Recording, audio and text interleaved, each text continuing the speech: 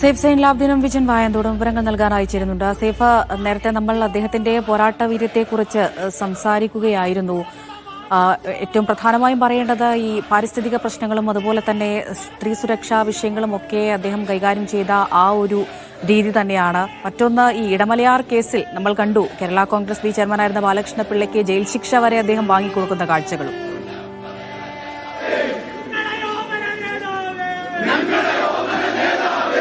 അത് വി എസിന്റെ ആ സമര പോരാട്ട വീര്യം, അത് പ്രകൃതിക്ക് വേണ്ടി, ഞാൻ നേരത്തെ സൂചിപ്പിച്ച പോലെ സ്ത്രീകൾക്ക് വേണ്ടി, ജനങ്ങൾക്ക് വേണ്ടിയുള്ള വി എസിന്റെ ആ സമര പോരാട്ടത്തിന് ജനങ്ങൾ നൽകുന്ന മറുപടിയാണ് നമ്മൾ ഈ കാണുന്നത്. സമയം 10:45 കഴിയുന്നു.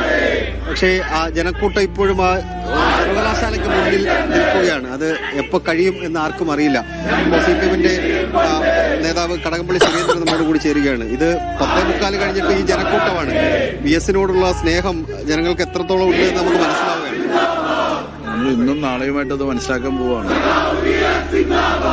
വരുന്ന 3 ദിവസക്കാലമായിട്ട് വി എസിനെ എങ്ങനെയായിരുന്നു ജനങ്ങൾ സ്നേഹിച്ചിരുന്നത്, അവരുടെ ഹൃദയത്തിൽ എവിടെയായിരുന്നു വി എസിന്റെ സ്ഥാനം, എല്ലാം നമുക്ക് മനസ്സിലാക്കാൻ സാധിക്കും.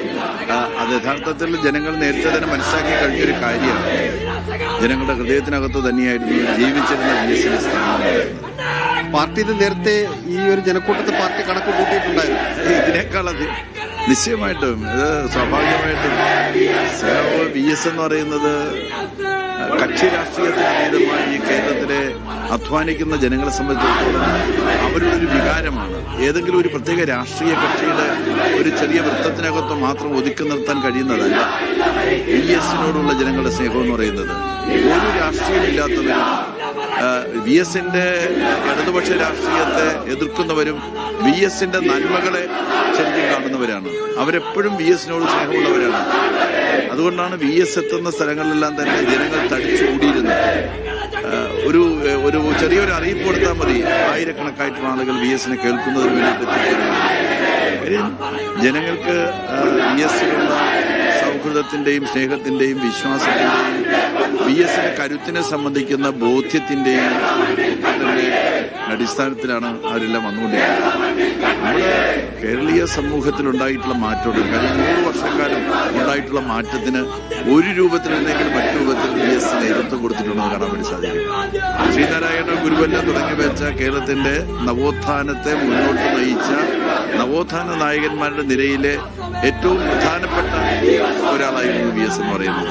അന്ധവിശ്വാസങ്ങൾക്കും അനാചാരങ്ങൾക്കുമെതിരായി പോരാട്ടം ജീവിതത്തിൽ ആദ്യം മുതൽ അവസാനം വരെ അദ്ദേഹം ഉയർത്തിപ്പിടിച്ചു എന്ന് കാണാൻ വേണ്ടി സാധിക്കും. ഇപ്പോഴും നമ്മുടെ സമൂഹത്തിൽ ഉയർന്നു വരുന്ന അന്ധവിശ്വാസങ്ങൾക്കെതിരായിട്ടുള്ള ചിന്തയും അതിനെതിരായിട്ടുള്ള പോരാട്ടവും വി എസ് ജീവിതത്തിന്റെ തന്നെ ഭാഗമായിരുന്നു എന്നുള്ളതാണ്. പിന്നെ അശരണർ, ആലംബഹീനർ, പാവപ്പെട്ടവർ, ജീവിതത്തിന്റെ പിന്നാമ്പുറങ്ങളിൽ തള്ളപ്പെട്ടവർ, പാർശ്വവൽക്കരിക്കപ്പെട്ടവർ, അവരുടെ പ്രശ്നങ്ങൾ ഏറ്റെടുത്ത് ആ പ്രശ്നങ്ങൾക്ക് വേണ്ടിയിട്ട് ഏതറ്റം വരെയും പോരുന്നതിന് വേണ്ടി വി എസ് തയ്യാറായിരുന്നു എന്നുള്ളതാണ്. വി എസിന്റെ ആ ഒരു പോരാട്ട വീര്യം അത് കടകംപള്ളി സുരേന്ദ്രൻ അടക്കമുള്ള നേതാക്കൾ പറയുന്നുണ്ട്. നമുക്ക് ദൃശ്യങ്ങളിൽ കാണാം. ഇത് ആൾക്കാരിങ്ങനെ വന്നുകൊണ്ടിരിക്കുകയാണ് വിവിധ സ്ഥലങ്ങളിൽ നിന്ന്. ഇപ്പോൾ തിരുവനന്തപുരം ജില്ലയിലുള്ള വിവിധ സ്ഥലങ്ങളിൽ നിന്നുള്ള ആൾക്കാരായിരിക്കും ഇവിടെ ഉണ്ടാകുന്നത്. സത്യത്തിൽ ഈ മുദ്രാവാക്യം കേൾക്കുമ്പോൾ ആ കണ്ണേ കരളെ മുദ്രാവാക്യം വി എസ് തെരഞ്ഞെടുപ്പ് പ്രചരണത്തിനും അല്ലാതെ വി എസ് എന്തെങ്കിലും പരിപാടിക്ക് എത്തുമ്പോഴും നമ്മൾ കേട്ടുകൊണ്ടിരുന്ന മുദ്രാവാക്യമാണ് ഈ കണ്ണേ കരളെ മുദ്രാവാക്യം. ആ കണ്ണേ കരളെ മുദ്രാവാക്യത്തിൽ വി എസിന് ഇവിടെ കൊണ്ടുവന്ന സമയം മുതൽ ആ മുദ്രാവാക്യത്തിന് ഏതെങ്കിലും തരത്തിൽ ഊർജം ഒരു പൊടി പോലും കുറഞ്ഞിട്ടില്ല എന്നുള്ളതാണ് പ്രധാനപ്പെട്ട കാര്യം. അത് ആ ഊർജം അങ്ങനെ തന്നെ നിലനിൽക്കുന്നുണ്ട് ഇവിടെ. അത് അവർക്ക് വി എസിനോടുള്ള സ്നേഹം, വി എസിനെ അർദ്ധരാത്രിയായാലും വി എസിനെ ഒന്ന് കാണുക എന്നുള്ളത് ആണ് അവർക്ക് ഏതെങ്കിലും തരത്തിലൊരു പാർട്ടി സ്നേഹത്തിന് അപ്പുറത്തേക്ക് വി എസ് അച്യുതാനന്ദൻ എന്ന പോരാട്ട വീര്യത്തിനോടുള്ള സ്നേഹം കൂടിയായിരിക്കാം ഇത്. അമൃത വൈകുന്നേരം മുതൽ കേൾക്കുന്നുണ്ടാവും ഈ മുദ്രാവാക്യം. ആ മുദ്രാവാക്യത്തിൽ എന്തെങ്കിലും തരത്തിലുള്ള കുറവ് നമുക്ക് ഫീൽ ചെയ്യില്ല. അമൃതയ്ക്ക് ഫീൽ ചെയ്യാനുള്ള സാധ്യതയില്ല. കാരണം അങ്ങനെ ഒരു ആ മുദ്രാവാക്യത്തിൽ ഒരു കുറവും ഉണ്ടായിട്ടില്ല. ഒരാൾ മുദ്രാവാക്യം വിളിച്ചു കൊടുക്കുന്നു, അത് ഇങ്ങനെ വിളിക്കുകയാണ്, പ്രായഭേദമന്യേ വിളിക്കുകയാണ്. അതിൽ വിദ്യാർത്ഥികളുണ്ട്, അതിനകത്ത് യുവജനങ്ങളുണ്ട്, അതിനകത്ത് പ്രായമായ ആൾക്കാരുണ്ട്. വി എസിനെ കാണാൻ വേണ്ടി ഇപ്പോൾ ദൃശ്യങ്ങൾ നോക്കിയാൽ പോലും നമുക്കറിയാം ഒരു കുഞ്ഞു കുട്ടി കണ്ണൻ ക്യാമറ അതിനകത്തേക്ക് പോവും എന്ന് തോന്നുന്നു. കുഞ്ഞു കുട്ടി ആ മുദ്രാവാക്യം വിളിയുണ്ട്, VS വേണ്ടി ആ കൈ ഉയർത്തി മുദ്രാവാക്യം വിളിക്കുന്ന കുട്ടിയെ നമുക്ക് കാണാൻ കഴിയും. അതായത് അതിനെ കണ്ട ഒരു പക്ഷേ ഒരു 5-6 വയസ്സ്, അതിനപ്പുറത്തേക്ക് അല്ലെങ്കിൽ 7-8 വയസ്സ്, എന്തായാലും 7-8 വയസ്സില്ല, 4-5 വയസ്സ് ഉള്ള കുട്ടി പോലും കൈ ഉയർത്തി മുദ്രാവാക്യം വിളിക്കുകയാണ് VS വേണ്ടി. അങ്ങനെ ഈ 4-5 വയസ്സുള്ള ആൾക്കാർ മുതൽ 70-80 വയസ്സുള്ള ആൾക്കാർ വരെ VS കാണാൻ വേണ്ടി ഇങ്ങോട്ടേക്ക് വരികയാണ്. മുഷ്ടി ചുരുട്ടി VS വേണ്ടി അവസാനം അവർക്ക് മുദ്രാവാക്യം വിളിക്കാവുന്ന സമയത്ത് അവർ മുദ്രാവാക്യം വിളിച്ച് VS-നോടുള്ള സ്നേഹം പ്രകടിപ്പിക്കുകയാണ്. അത് കേരളത്തിന്റെ സ്നേഹമാണ്. VS നടത്തിയ പോരാട്ടങ്ങളോടുള്ള സ്നേഹമാണ്. VS നടത്തിയ ഏതെങ്കിലും ഒരു പോരാട്ടത്തിനോടുള്ള സ്നേഹമായി മാത്രം നമുക്കതിനെ കാണാൻ കഴിയില്ല. VS പലതരത്തിലുള്ള പോരാട്ടങ്ങൾ പല വിഷയങ്ങളിൽ നടത്തിയിട്ടുണ്ട്.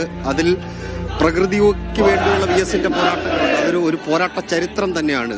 മതികെട്ടാൻ മല കയറിയ ആ മനുഷ്യന്റെ ആ പ്രകൃതിക്ക് വേണ്ടിയുള്ള ആ പോരാട്ടം, പിന്നീട് മൂന്നാർ ഓപ്പറേഷൻ എന്ന് നമ്മൾ വിളിക്കുന്ന, പൂച്ചകൾ എന്ന് വിളിക്കുന്ന മൂന്നാറിലെ ഓപ്പറേഷൻ അത് പ്രകൃതിയോടുള്ള VS-ന്റെ സ്നേഹത്തിന്റെ കയ്യേറ്റങ്ങൾക്കെതിരെയുള്ള VS-ന്റെ പോരാട്ടത്തിന്റെ ഭാഗമായിട്ട് ഉണ്ടായതാണ്. സ്ത്രീകൾക്ക് വേണ്ടിയുള്ള VS-ന്റെ ആ പോരാട്ടം, അഴിമതിക്കെതിരെയുള്ള VS-ന്റെ ആ പോരാട്ടം, VS-ന്റെ ഇപ്പോഴും നമുക്ക് ഓർത്തെടുക്കാൻ കഴിയുന്ന, എനിക്ക് പെട്ടെന്ന് ഓർത്തെടുക്കാൻ കഴിയുന്ന VS-ന്റെ സമരവീര്യത്തിന്റെ ഒരു പ്രധാനപ്പെട്ട ചുവട് എന്ന് പറയുന്നത് ഈ ഒരു കുറെ പ്രായം കഴിയുമ്പോഴത്തേക്ക് സ്വാഭാവിക സമരവീര്യം കുറഞ്ഞു വരും. പക്ഷെ VS-ന്റെ സമരവീര്യം പ്രായം കൂടുമ്പോൾ കൂടി വരുന്നതാണ് തോന്നിയിട്ടുള്ളത്. VS അച്യുതാനന്ദൻ പ്രതിപക്ഷ നേതാവായിരുന്ന സമയത്താണ് മൂന്നാറിൽ പെമ്പിള ഒരുമൈ സമരം നടക്കുന്നത്. അന്ന് മുഖ്യമന്ത്രി ഉമ്മൻചാണ്ടിയാണ്, തൊഴിൽ മന്ത്രി ഷിബു ബേബി ജോണാണ്. അവർ വേതനം വർദ്ധിപ്പിക്കണമെന്ന് ആവശ്യപ്പെട്ടുകൊണ്ട് സമരം നടത്തുന്ന സമയം VS അച്യുതാനന്ദൻ അന്ന് പ്രതിപക്ഷ നേതാവ് VS അച്യുതാനന്ദൻ ചെയ്തത്, ഇവിടെ നിന്ന് മൂന്നാറിലേക്ക് പോയി. VS അച്യുതാനന്ദൻ മൂന്നാറിലേക്ക് പോയി. മൂന്നാറിലെ ആ തണുപ്പത്ത്, കൊടും തണുപ്പത്ത് VS അച്യുതാനന്ദൻ രാവിലെ മുതൽ ഇങ്ങനെ ഇരുന്നു. ഒരു രാഷ്ട്രീയ നേതാവിനെ അവിടെ ആ സമര നേതാക്കന്മാർ അടുപ്പിക്കാതിരുന്ന സമയത്ത്, ആ സ്ത്രീകൾ സമര നടത്തിയിരുന്ന പെമ്പിളെ ഒരുമ എന്ന സമര നേതാക്കൾ ഒരു നേതാവിനെ അടുപ്പിക്കാതിരുന്ന സമയത്താണ് VS ആ റോഡിന്റെ നടുക്ക് ആ തണുപ്പത്ത്, കൊടും തണുപ്പത്തിരുന്ന് ഇവർക്കുള്ള പിന്തുണ അർപ്പിച്ചിരുന്നത്. രാത്രി വൈകി അന്ന് സർക്കാരിന്, ഉമ്മൻചാണ്ടി സർക്കാരിന് അതിനകത്ത് ചില തീരുമാനങ്ങൾ എടുക്കേണ്ടി വന്നു. അത് ഏത് പ്രായത്തിലാണ് എന്ന് നമുക്ക് ഊഹിച്ചാൽ മനസ്സിലാകും. അത് ആ പ്രായത്തിൽ ആ കൊടും തണുപ്പത്ത് പോയി ഇരിക്കുന്ന മനുഷ്യൻ. ഇപ്പോൾ VS-ന്റെ കൂടെ ഉണ്ടായിരുന്ന സ്റ്റാഫുകൾ, നമ്മൾ എപ്പോഴും VS-നെ കുറിച്ച് സംസാരിക്കുമ്പോൾ അവരോട് സംസാരിക്കാറുണ്ട്. ഇപ്പോൾ വിനോദ് VS-ന്റെ ഗൺമാനായിരുന്നു. അന്നത്തെ ആ ദിവസത്തെക്കുറിച്ച് ഞാൻ വിനോദിനോട് സംസാരിച്ചിട്ടുണ്ട്. അപ്പോൾ വിനോദ് പറഞ്ഞിട്ടുണ്ട്, ഈ തണുപ്പ് ഇങ്ങനെ അടിച്ചു കഴിഞ്ഞാൽ പ്രശ്നമാവുമല്ലോ എന്ന് പറഞ്ഞപ്പോൾ, ഇല്ല, ഇനി എന്തുണ്ടായാലും ഇത് കഴിഞ്ഞിട്ടേ പോത്തുള്ളൂ ഞാൻ എന്ന് പറഞ്ഞുകൊണ്ട്, എനിക്ക് തണുക്കുന്നുണ്ട്, എനിക്ക് കോട്ട് വേണം എന്ന് പറഞ്ഞുകൊണ്ട് ആ കോട്ടിട്ടിരിക്കുന്ന VS-നെ നമ്മൾ കണ്ടിട്ടുണ്ടാകും. ആ ഒരു സമരവീര്യമുണ്ട് VS-ന്റെ. അത് അസാധ്യമായ രാഷ്ട്രീയ നേതാവിന് ഉണ്ടാവുന്ന സമര പോരാട്ട വീര്യമാണ്.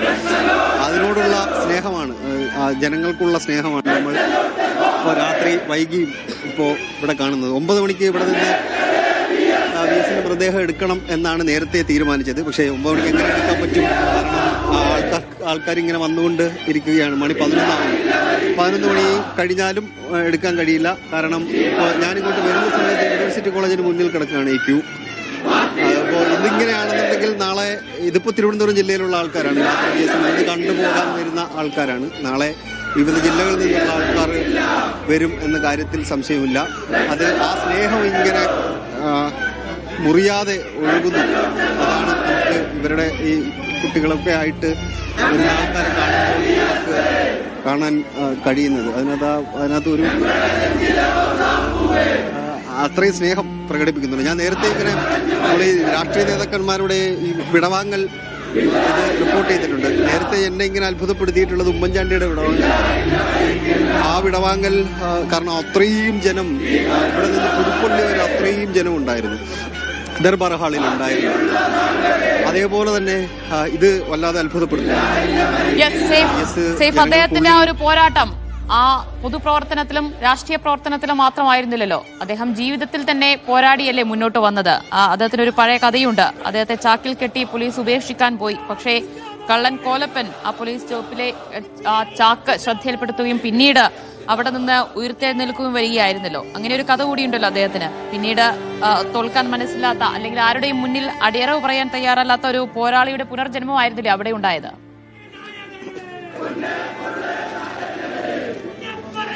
അതെ, ആ മനുഷ്യനെ കുറിച്ച് ദിവ്യ ഇപ്പോൾ പറഞ്ഞ പ്രധാനപ്പെട്ട പോയിന്റാണ്. അത് ജീവിതത്തിൽ ഉടനീളം പോരാട്ടമായിരുന്നു. 102 വയസ്സ് വരെ ഒരു മനുഷ്യൻ ജീവിതത്തോട് പോരാടുക എന്ന് പറഞ്ഞാൽ നമുക്ക് ചിന്തിക്കാൻ പോലും കഴിയാത്ത അവസ്ഥയാണ്. ദിവ്യ ഇപ്പോൾ പറഞ്ഞ പോലെ VS മരിച്ചു എന്ന് കരുതി ഇപ്പോൾ പുന്നപ്ര വയലാർ സമരവുമായി ബന്ധപ്പെട്ട് VS അച്യുതാനന്ദൻ പാർട്ടിയുടെ നിർദ്ദേശപ്രകാരം ഒളിവിൽ പോകുന്നുണ്ട്. അതിനുശേഷം ചില ആൾക്കാർ ഒറ്റിക്കൊടുത്തതിന് ശേഷം VSനെ പോലീസ് പിടിക്കുന്നു. പോലീസ് പിടിച്ചതിന് ശേഷം VSന്റെ കാൽപാദത്തിൽ ബയണറ്റ് കുത്തിയിറക്കുന്നുണ്ട്. ബയണറ്റ് കുത്തിയിറക്കി VSനെ അതിക്രൂരമായി മർദ്ദിച്ച് പോലീസ് സ്റ്റേഷനിൽ എത്തിച്ചു. അതിന് പിന്നാലെ VS അച്യുതാനന്ദൻ അത്രയും ക്രൂരമായ VSന് ശ്വാസമില്ല എന്ന് മനസ്സിലായപ്പോൾ പോലീസുകാർ വിചാരിച്ചു VS അച്യുതാനന്ദൻ മരിച്ചു എന്ന്. അങ്ങ് VSന്റെ ശവം മാറ്റാൻ വേണ്ടി അന്ന് ഒരു മോഷണ കേസിൽ അറസ്റ്റിലായി അന്ന് സെല്ലിലുണ്ടായിരുന്ന കോലപ്പൻ എന്ന് പറയുന്ന ദിവ്യ ഇപ്പോൾ സൂചിപ്പിച്ച പോലെ തന്നെ കോലപ്പനെ സഹായം പോലീസ് തേടുന്നു. അങ്ങനെ ജീപ്പിൽ ബാക്കിൽ കെട്ടിയിട്ട് VSനെ ചാക്കിൽ കെട്ടിയിട്ട് കൊണ്ടുപോകുന്ന വഴിയിൽ ഈ എവിടെങ്കിലും കളയാൻ വേണ്ടി ശ്രമിക്കുന്നതിനിടയിലാണ് കോലപ്പൻ പറയുന്നത് ഇദ്ദേഹത്തിന് ജീവനുണ്ട് എന്നുള്ളത്. പോലീസ് പിന്നീട് പെട്ടെന്ന് ആശുപത്രിയിലാക്കി അവിടെ നിന്ന് രക്ഷപ്പെടുകയാണ്. ആ ജീവിത പോരാട്ടം ആ മനുഷ്യൻ ഇങ്ങനെ തുടർന്ന് വരികയായിരുന്നു. ജീവിതത്തിൽ ഓരോ ഘട്ടത്തിലും ഒരു പോരാട്ടമാണ്. ഇപ്പോൾ ഞാൻ നേരത്തെ പറയുന്നുണ്ടായിരുന്നു, ഈ VS ഒട്ടും വയ്യാതിരുന്ന സമയത്ത് VS ആശുപത്രിയിലായി. ഇപ്പോൾ 23-ാം തീയതി ആശുപത്രിയിലായ ശേഷം പഴയ AKG സെന്റർ, അതായത് ഇപ്പോൾ നമ്മൾ നിൽക്കുന്ന AKG പഠന ഗവേഷണ കേന്ദ്രത്തിൽ വെച്ചാണ് CPMന്റെ സംസ്ഥാന സെക്രട്ടറി MP ഗോവിന്ദൻ വാർത്താ സമ്മേളനം 3-ാമത്തെ നിലയിലാണ് അതുള്ളത്. അന്ന് ഗോവിന്ദമാഷ് പത്രസമ്മേളനം കഴിഞ്ഞിറങ്ങി വരുമ്പോൾ സാധാരണഗതിയിൽ നമ്മൾ എന്തെങ്കിലും കാര്യങ്ങൾ ചോദിക്കാറുണ്ട്. അങ്ങനെ VSനെ കുറിച്ച് നമ്മൾ ചോദിക്കുമ്പോൾ VSന് എങ്ങനെയുണ്ട് എന്ന് ചോദിക്കുമ്പോൾ ഗോവിന്ദമാഷ് പറയുന്നൊരു വാചകമുണ്ട്, നിങ്ങൾക്ക് VSനെ കുറിച്ച് ഒന്നും അറിയത്തില്ല എന്ന് പറയുന്നുണ്ടായിരുന്നു. കാരണം VS ഒരു അസാധ്യം